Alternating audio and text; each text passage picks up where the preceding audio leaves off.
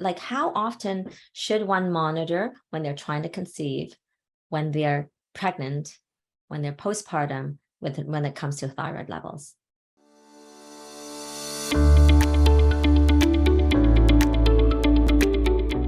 Okay, cool. So, I love this podcast because every time I learn a little bit more about you. You're like, oh, Tanya, you wake up and you take thyroid meds. So yes, I do. And we have the ability as naturopathic doctors to prescribe thyroid medications. So there's synthroid, which is free T4 basically. And something really interesting is it's bioidentical. A lot of people think that, synthroid's not natural, but it's actually identically matches our T4 that comes from our thyroid. So awesome. Yeah. So it's not like desiccated thyroid. What naturopathic doctors can prescribe is more natural. It just happens to be that comes from pig thyroid. And then it's, it's basically the match of it. And then it's T3 and T4. So then what's the draw? Like, why would we want to do that natural one when the regular synthroid is just as good? That is a very good question. So for me, I considered it for me, but if I look at my blood work, my T3 compared to my T4 didn't make sense. So if for somebody has a hard time, well, first of all, let's take a step back.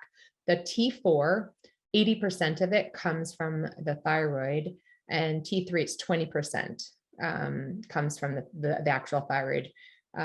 Free T3, did I say that right? Free T3, 20% of it comes from the thyroid. Yes. And then the rest of free T3 is converted peripherally, so outside the thyroid in our body, from free T4.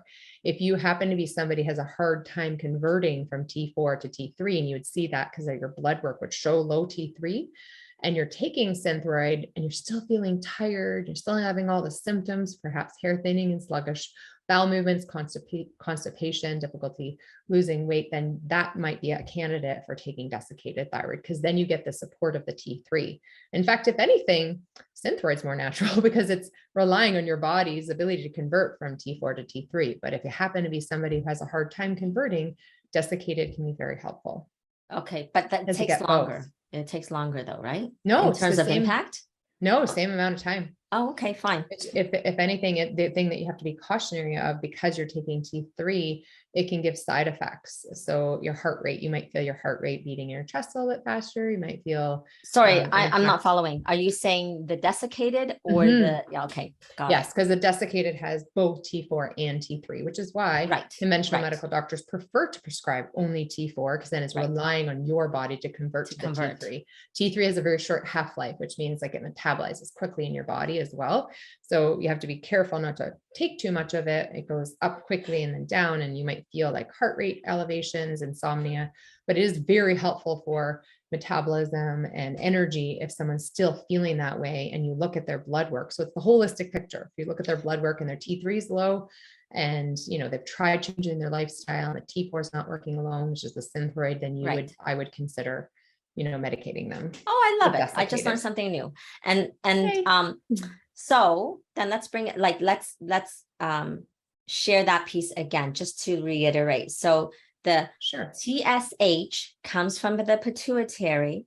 Yes. Right. And it sends it. So you release that and it sends a message to the thyroid.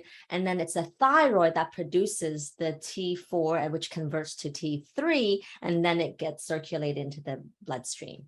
Correct. And in the bloodstream and then peripherally, like in the cells, T3 it comes from T4, because only 20% of the T3 actually comes from the thyroid. The rest is converted in the rest of the body outside of the thyroid. Right. You mentioned that. Yes. Okay. So that was, I forgot what piece I was. And some people have a hard time with that. And there are vitamins that can help with that as well, like zinc, and making sure your iron is a healthy level, because that can impact the thyroid.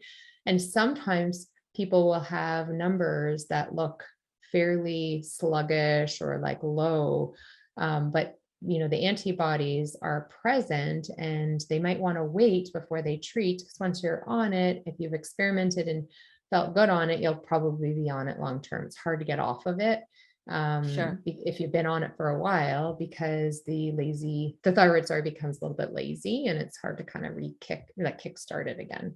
Sure, because it's relying on an external source, right? Correct. And so I think Tell me what you think. Like, if you have this kind of issue, you should be followed by an endocrinologist, not just your 100%. GP, right?